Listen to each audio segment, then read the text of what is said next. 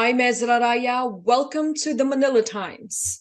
On the early hours of February 6, Turkey and Syria was struck by a deadly 7.8 magnitude earthquake, leaving tens of thousands dead and millions of people affected. Here with us today is Turkish Ambassador to the Philippines, Niyazi Evren Akyol. Thank you so much for granting us this interview. Welcome to the Manila Times, sir. More than 21,000 people have been killed as of today, both in Turkey and Syria. Is that correct, sir? Yes, as far as Turkey is concerned, unfortunately, this number have been updated to 18,342. As of this morning, the number who lost their lives, and those who injured are reported to be 74,000 actually right now, more than 74,000. Around 7,000 buildings collapsed and 75,000 people evacuated already from the region.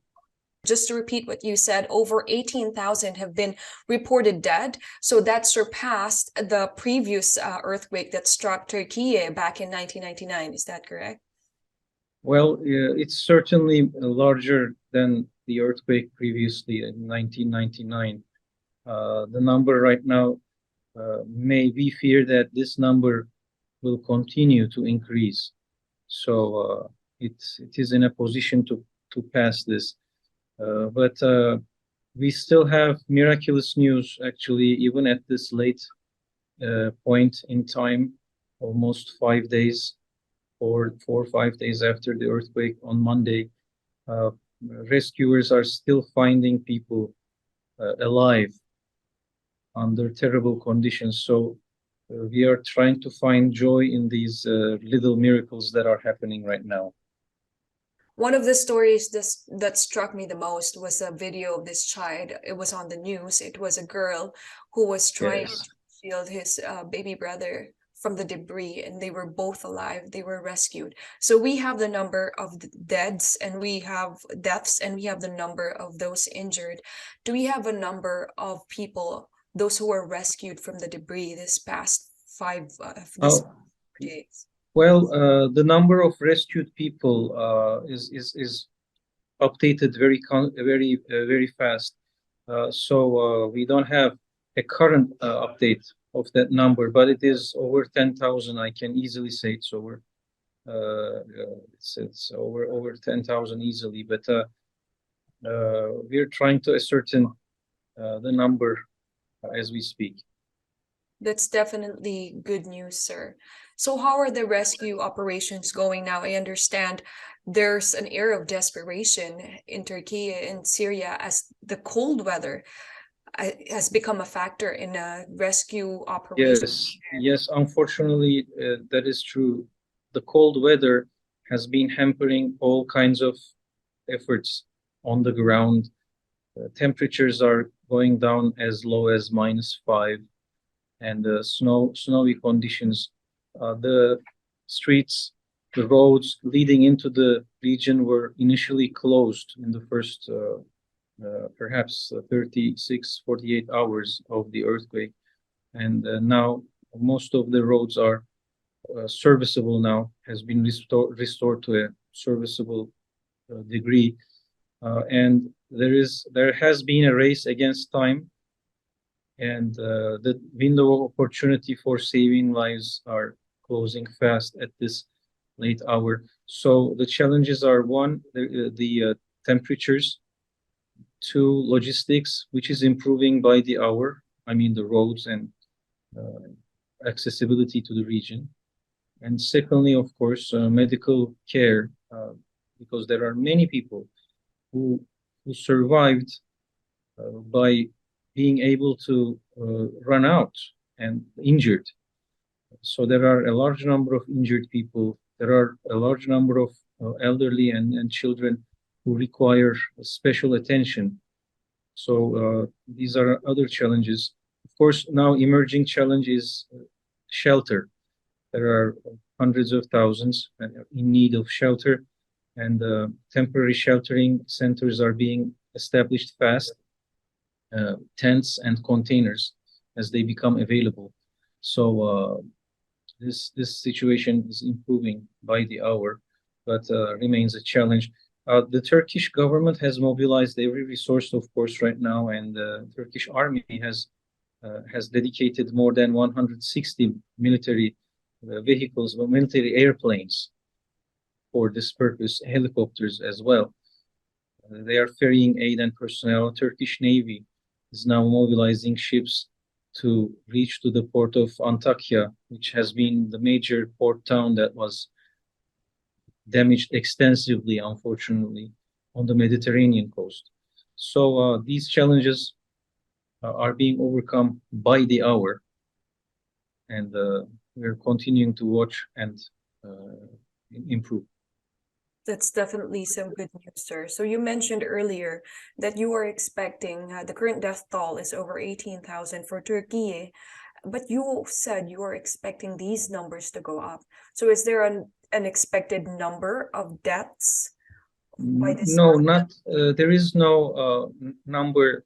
There Or is an no estimated number? yeah, there is no announced estimation because nobody wants to focus on that right now. But looking at the scale of destruction and the rubble, it's 10 provinces are affected by this, and 13.5 million people live in these provinces. So this is the number of people who are affected in some degree from this disaster. 13.5 million in a wide arc reaching out from the Mediterranean coast of Turkey, northeasterly direction. So what we understand right now is that this is a qualitatively different earthquake than other earthquakes of similar magnitude. So 7.7, 7.8, these are not unheard of numbers as far as earthquakes are concerned. And in recent history, many countries, unfortunately, have gone through these. But we understand now that there is something qualitatively different. The tectonic plates in this region, there are 3 tectonic plates joining together in that area. They usually, if I am not mistaken, push each other up and up. So one gives and one plate jumps up, and it is the earthquake. But in this case, there was a slide sideways, which caused a very large area of epicenter. So it's not a center, it's not a point anymore for the epicenter, but a line, actually, an epi line, so to speak. So that's why the destruction created by this has been a very large area. And this has been the largest earthquake in 500 years in this region. That's amazing. I mean, it's devastatingly amazing. It's a natural phenomenon that nobody could have possibly prepared. No, not really. Yes, and we're glad that the international community is in one with you in rescue, relief, and Oh, evacuation. yes. Actually, on a positive note, we are constantly narrowing down the list of required materials for the survivors. We had a long list this morning, actually, that we were discussing with Red Cross, and we have just received an updated list, and it is much shorter. Clothing and food items seem to be now in adequate quantity. And now more emphasis is placed on heating items and containers, so to speak. So that's a positive development that we are happy about. Yes, I was in talks with the Philippine Red Cross chairman and CEO, Richard Dick Gordon, earlier, and then he said that you have requested them to collect donations in your behalf. Yes, From that is correct. That is correct. The Philippine Red Cross, I mean, first of all, the Philippine government has been very generous. President Marcos Jr. Was very fast, and his leadership certainly was very effective in this instance. He directed all available resources, and a Filipino search and rescue and medical team of 82 men and women were dispatched quickly to Turkey, and we are very grateful for that. Furthermore, there were also material aid, also 10,000 blankets and berets and winter clothing items, so to speak. These were also dispatched very fast. So we are grateful to the Philippines government and related agencies for their swift response, cabinet members, and Philippine Red Cross also has been very positive, very responsive, and they were eager from the first moment to help in any way they can, which we truly appreciate, which we are truly grateful of, and we'll be in communication, of course, here on out, how we can proceed with the needed items. Well, our hopes and prayers are with you, Ambassador, and we certainly hope the best as the situation gets better and better. Thank you. Ambassador, just one last question. So as of now, we are rescuing as much as we can in Turkey with your efforts in Turkey with those earthquake hit areas. But in the long term, in the long run, where will we find these displaced people who have lost their houses, lost their apartments? Yes. So how will they live after this has passed? Yes, this is a good question, actually, but it will be inevitably a process. So we will proceed as the situation improves. So an incremental improvement. This is my personal opinion, judging from previous instances of earthquakes and disasters. So it is impossible, of course, to rebuild 10 cities, 10 provinces from scratch in a very short time. So the reconstruction of homes, proper homes, will take some time.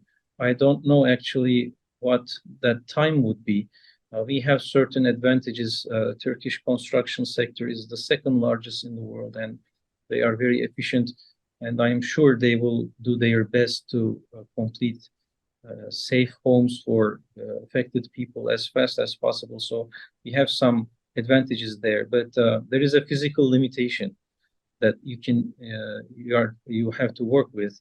So it will be some people in the region who are fortunate enough to have friends and relatives elsewhere outside the region are already moving out. Already by the end of today, it is. I mean, Turkey is 5 hours behind us. So by the end of the day, local time, we expect around 120,000 people to leave the region. So there is this group of people who are immediately who can immediately find a safety, so to speak, and the rest. This number is going to increase, of course, fortunately. So this will reduce the strain on the relief and sheltering effort. And after that, it will be tents. Then it will be upgraded to containers and container cities, so to speak. And then facilities of these arrangements will be improved very fast. You know, public utilities will be brought to these facilities. Turkish construction sector, as well as the Turkish government, has great experience, fortunately for us. Of course, not on this scale, but work of this kind have been done for refugees before, or refugees in the past. So I personally believe this process will proceed, so to speak, fast, but there is no timeline for this, unfortunately. It will definitely take months at least, these two stages, and then we'll start rebuilding the buildings themselves for people to live in. It will be a time of challenge for everyone involved. Thank you so much, Ambassador Akyol, and we're hoping for the best for Turkey. Our hopes and prayers are with you. Thank you. Much appreciated.